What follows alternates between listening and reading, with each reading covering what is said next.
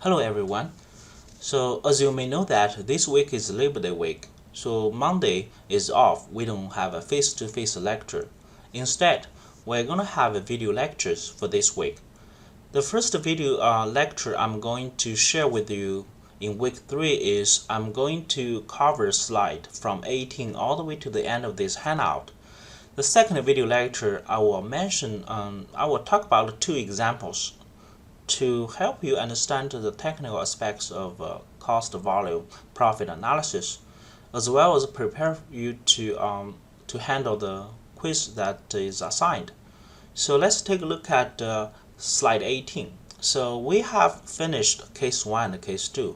So case 3 talks about if Emma is given different cost structure, different cost payments, how Emma is going to predict her sales and also risks and so on and so forth. So let's look at the first option. The option 1 is the same as what we have used in case 1 and case 2. Emma has just a $2,000 fixed fee to rent a booth. In addition, we also have $120 per package, which is charged by the publisher.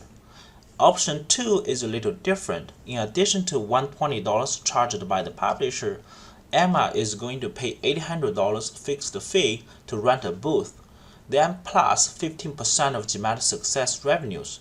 So Emma is going to first pay $800 to the conference organizer, then later pay additional 15% of GMAT success revenues, okay, if she can sell any packages. The last one is, well, Emma doesn't have to pay any fees to rent a booth. Emma just need to be careful with 2 things. Number 1, $120 charged by the publisher. Second is, if Emma makes some sales, then Emma has to pay 25% of GMAT success revenues without no fixed fee. Okay, so that's basically the 3 options we're dealing with in this case 3. So you can see that a different cost structure, different cost components will give you different risk and different opportunities. For instance, if you look at option 1, option 2, in specific way that option 1, Emma has to pay $2,000 in advance. If Emma sells say none of GMAT success packages, then Emma will simply lose $2,000. In option 2, if Emma sells none, Emma only loses, you can see that, $800. That's it. Okay, so because there will be no revenues, so Emma does not have to worry about 15% of the GMAT success revenues, because that's 0. Okay, so we're going to look at how to address the risks and also returns, opportunities, sales, profits, all those issues, and each option, and try to compare them. Okay, to compare them. So let's take a look at the option 1. Option 1. Just a $2,000 fixed fees. So we are going to take a look at the profit function. So the profit can be derived by using revenue function to subtract cost function.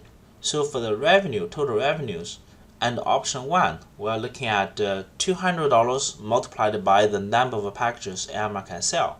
So I'm going to let x, which is unknown, because right now we don't want to make a number for x, or we don't know how many books Emma will sell, because we try to compare 3 options, okay, in a general aspect. So right now let's assume that x is the number of books packages that Emma will sell. So we're going to have $200 multiplied by x, okay, we have that to represent the total revenues, okay, then minus the total cost associated with selling X books, X packages. So we have a fixed cost $2,000, and also we have a variable cost charged by the publisher, which is $120 multiplied by the number of packages actually Emma may sell. So now we have a function in terms of x, so we can express profit function in terms of number of packages to be sold. So you can combine 200x and 120x because they are likely terms and they have something in common. They both have x term. The only difference is coefficient. So we can use the 200 to subtract 120 to get 80x, then minus 2000. Okay, so that's a profit function. So if x is 0, then Emma lose 2000. If x is 1, 2, 3, 4, 5, you can plug in those numbers into this profit function to find the profit. So now let's take a look at the option 2. The option 2 is very interesting because now we reduce the fixed fee from 2000 to the 800. However, Emma has to take care of the 15% of GMAT success revenues, okay, if Emma can make any kind of a level of sales. So in this case, the profit is again, revenues minus total cost. Okay, the revenue will not change. It's still $200 times X. Once again, X is the number of packages Emma will sell. So the total cost might be different. It has a different cost structure now. So first of all, Emma has to pay 800 fixed fee, no doubt about it. The second, Emma has to pay the publisher for $120 each. So it's going to be 120 times X. So finally, Emma has to pay the conference organizer 15% of the revenues. Okay, so it's going to be 0.15, which is 15% multiplied by the revenue, so which is 200 times X. So this 200 times X, that's the revenue here. Okay, so I want to put that in red to tell you that we have revenues. The revenue expression has been used in two places. Okay, one is in the first place that we use revenue to subtract cost. The second is we use revenue expression to derive additional costs. So now you can combine, can kind of simplify. You can simplify this profit function. So there are three terms. There are three terms having x, 200x minus 120x minus 15% times 200x. So I'm going to let you simplify it. I will just tell you the final answer. So 200x minus 120x minus 30x, so which is the result of 15% times 200. So we're looking at a 50x. So it's a 50x minus 800. Okay, so that's the profit function in option 2. So let me kind of put that in black. Okay, so in option 3, Emma does not have to pay any fixed fee to run the booth in the front. So Emma can wait until she makes sales. So whatever sales she makes, she has to pay the conference organizers 25% of revenues she can make. So therefore, it's relatively easy in terms of setting up the profit function, because all we have to do is, well, first of all, you have 200x, which is again the total revenues. Then we don't have a fixed cost anymore. We have 120x, which is the cost charged by the publisher, and we have 25% of the revenue shares, so that's considered additional cost. So Emma has to pay 25% of total revenues, okay, to the organizer, which is considered, again, as I said, additional cost. So you can see that it's going to be a purely linear function. So you have 200x minus 120x minus 50x, which is a result of 25% of 200. So we're looking at the 30 times x. 30 times. Once again, let me highlight that in option 3, when we set up a profit function, revenue expression also appears in two places. Okay, one is just for revenues itself. The second is to derive additional costs. Okay, 25% of revenues. These are additional costs. So now you have three different profit function. You can use Excel. You can use many other graphic tools to graph these three functions to have some general idea. Okay, so in terms of their profits, in terms of their losses in different regions. So this is a result of basically after we plot three functions. So you can see that there are three straight lines which are consistent with those function expressions. You can see that 80x minus 2000, that's a linear function. 50x minus 800, that's another linear function. 30x, that's also a linear function. They just have a different slope. If you still remember a little bit of algebra, 80, that's considered slope, and 50, that's a relatively smaller slope. 30 is probably the least slope. Then you have 2800, and these are intercepts, y-intercepts. Okay, so now let's take a look at this figure we have. So once again, this is a profit function, okay, graph. So it's not like I'm trying to plot revenue and cost function and try to find a break even or something, try to find an intersection. But this is different. This is purely profit function, So option 1, we can see that option 1 is this line, this is straight line. Okay, so this straight line is the one has the largest slope. I would say the steepest line. The second option 2 is basically a little bit less, okay, a little bit less in terms of slope. The third option is the least, okay, in slope. So you can see that option 3 is always, okay, is always above 0. So which means you don't sell anything, you don't have any loss. Okay, the break-even point is 0. You don't sell and you don't lose. Okay, that's option 3. For option 1, it's a little bit risky that if you don't sell, you're going to lose 2000. For option 2, if you don't sell, you're going to lose 800. Okay, so you can see that option 1, the one with the largest slope, okay, with the largest slope, is considered probably the most risky option, okay. So option 3 with the least slope is considered the least risky option. Okay, the option 2 is in the middle. Okay, so let's look at right after this 40. Okay, the 40 units. You can see that option 1 seems to show a very good return right after 40. Okay, after 40, and option 3, the return is growing very slowly eventually, and option 2 again is in the middle. So this graph basically tells people that when you have a higher risk, you may also have a higher return. That's exactly the case we have here. So that's something we often said in the past, that you have the highest return, you may end up with the highest risk as well. So there's no free lunch.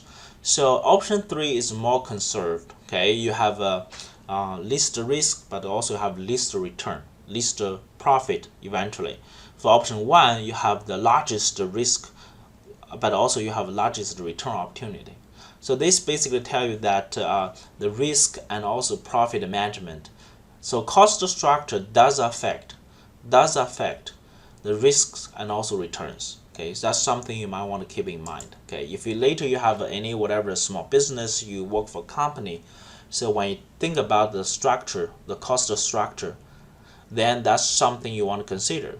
I give you another example that in the airline industry, okay, so there are a lot of commercial airline, probably you have fly with the United and American airline, whatever. So there are many different airline companies. Some airline companies, they just want lease airplanes from Boeing or Airbus. They don't want to buy. The reason is if they say own airplanes, then they have to deal with the fixed costs. For example, they have to have regular maintenance people. They have to have all the in-house engineers to take care of all the issues that airplanes may have. And when the economy is bad, for example, in recession year from 2008 to 11, not many people have money to travel by air, so they don't fly to anywhere to have vacations and so on and so forth.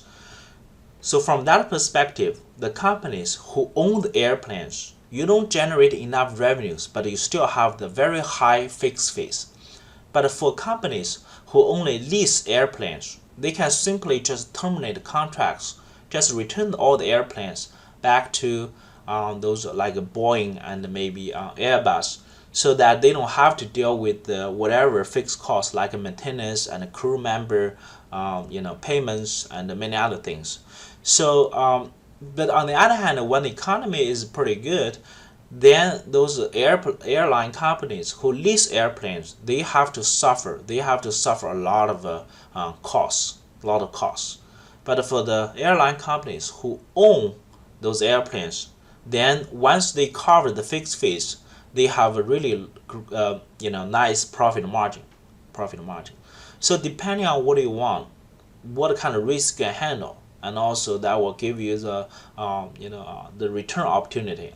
Meanwhile, okay. So I hope this example is kind of interesting and help you understand how cost structure impacts the company's risks and returns. Okay. So finally, about this case 3, we have one new concept called operating leverage. Operating leverage, this idea is kind of coming from the previous slide. So we're looking at in the high fixed cost environment, in the low fixed cost environment, how that will impact the risk and returns. So operating leverage, the formula is pretty simple. It's just a contribution margin divided by operating income. So just kind of remind you that operating income is contribution margin subtracts fixed cost.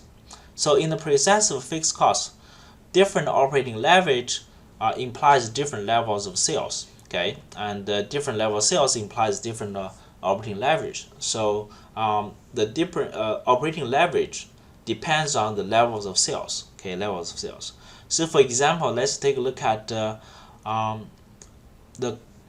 following situation. So let's assume that the fixed cost is 2,000, unit variable cost, we're looking at $120 each, selling price $200. Then can you find operating leverage when sales are 40 units, when sales are 50 units? So let me open my Excel file and get this Excel worksheet ready. Okay.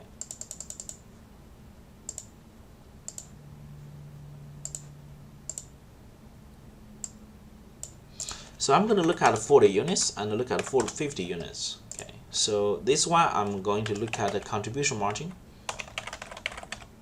No, let me use the CM instead. That's a lot easier. So CM, contribution margin. So let's go back to the slide that we have here. Okay, so this is kind of a still Emma's example. So when Emma sells 40 packages, so the contribution margin in total is going to be $200 minus 120, so $80 per unit. That's contribution margin per unit. Then multiplied by 40. So I'm going to do the following calculations. I'm going to have $200 minus $120, then multiplied by 40. Okay, so $200 selling price, $120 variable cost per unit. So the result is $80. That's a contribution margin per unit. Then multiplied by 40, that'll give me the total contribution margin. Okay, so for 50 units, it's about the same. So we have $200 subtracts $120. Okay, so you get a contribution margin per unit, then multiplied by 50. So we have 4,000. The next one is operating income. Okay, operating income is contribution margin in total subtracts fixed cost. So fixed cost is the same for both conditions. So we are going to just use the contribution margin to subtract fixed cost 2,000. So we get 1,200 for 4,000. We get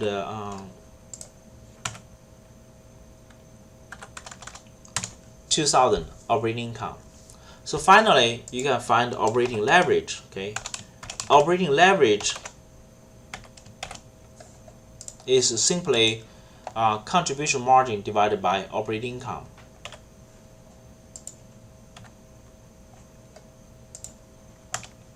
So we're looking at 2.67, and for this one we're looking at 2. So this is how you can find those numbers. But the question is how to use the operating leverage, how to use this concept, how to interpret this concept. So here's how to use it. So this operating leverage tells you that, okay, so you have the current sale level.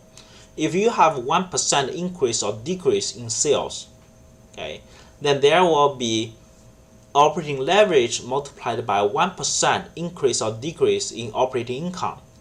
So you can see that if you have say 10% decrease in sales, then you have 10% multiplied by operating leverage number decrease in the operating income.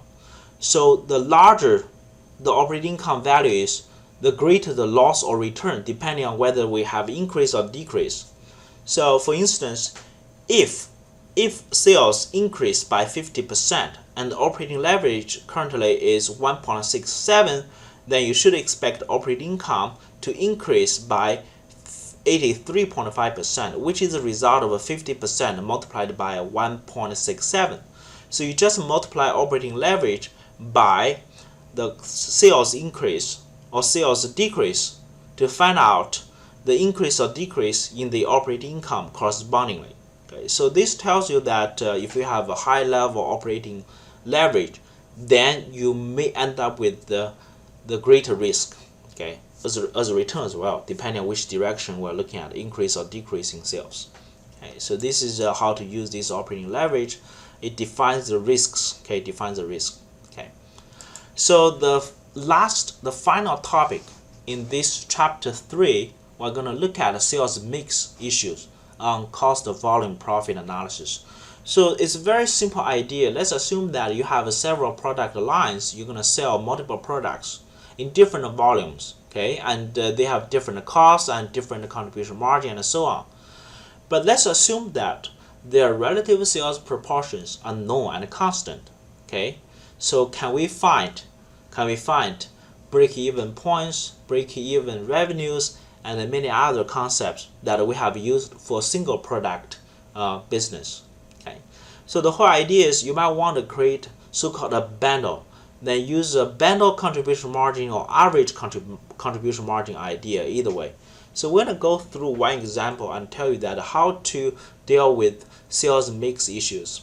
Okay, so let's assume that Emma will attend a fair in New York after Chicago. And well, first of all, let's assume that she had a very successful sales in Chicago and she enjoyed her business. She would like to expand her business. So now she would like to sell two different packages. One is called a GMAT Success, one is called a GRE Guarantee. So GMAT Success, she's looking at, okay, for 60 packages she can sell for GMAT Success, she can also sell 40 GRE Guarantee. So we're looking at this sales proportion, 60-40.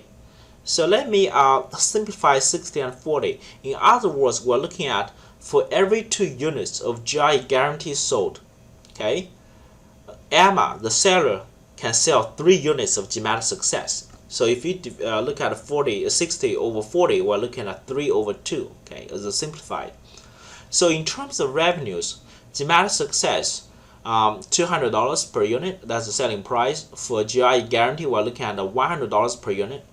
Variable cost for GMAT Success, we're looking at $120 per unit. For GRE Guarantee, we're looking at $7 per unit. So those costs are charged by the publisher. Okay, you can also find the contribution margin, which is $80. $80, that's a result of 200 minus 120. For GRE Guarantee, that's a result of 100 minus 70. So we have also contribution margin per each. So now, in this particular example, we can find out the fixed cost and operating income and so on. Of course, we have more questions than just the operating income. We may wonder how to find a break-even. Okay, how to find a break-even units or break-even revenues. So we are going to find the break-even units and revenues using the given sales proportion and also the revenue information, variable cost information, and many other things. So let's look at how we can find the break-even units and the break-even revenues. Okay. So I'm going to open my Excel file and talk about what do we have here. So first of all, I'm going to put the two columns here. One is for GMAT success, one is for GRE guarantee. Okay. And I'm going to find the contribution margin per unit. So for GMAT success is $80. For GRE guarantee, we are looking at $30. So both numbers are given. If you go back to the slide, it says we're looking at $80 per unit for GMAT success and $30 per unit for GRE guarantee. So we do have those numbers, so you don't need to calculate. But if you miss those numbers, it's easy to find them through the calculations. Just use a $200 selling price to subtract variable cost per unit. So you can get $80, you can get $30. So not too bad. And also I want to look at the bundle. Okay, I'm going to create a one bundle. The one bundle consists of 3 GMAT success and 2 GRE guarantee. Okay. So finally, I want to find the total contribution margin per bundle. Okay. So instead of have a package as a 1 unit, I'm going to have a bundle of 5 units, 3 GMAT success and 2 GRE guarantee. Okay. So the total contribution margin per bundle is going to be, first of all, I'm going to find the total contribution margin per each product. Okay, per each different product of 3 for GMAT success and for 2 of GRE guarantee. So for this one, I'm going to have 80 multiplied by 3, that's 240 contribution margin from GMAT success in the bundle. And for GRE guarantee, I'm going to have 30 times 2, $60. So I have a contribution margin from GRE guarantee in the bundle. So the bundle will have 240 plus 60, so which is 300. Okay, which is 300. So the contribution margin per bundle is $300. Okay, so that's what do we have here. All right, so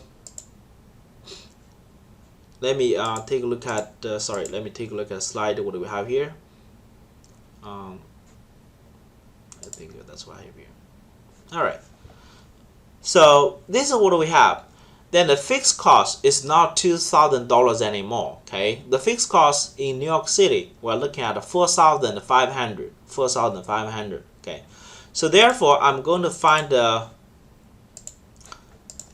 break even in bundles. Okay, bundles. The break even in bundles is going to be the fixed cost again divided by the contribution margin per bundle, which is 300. So we're looking at 15 bundles.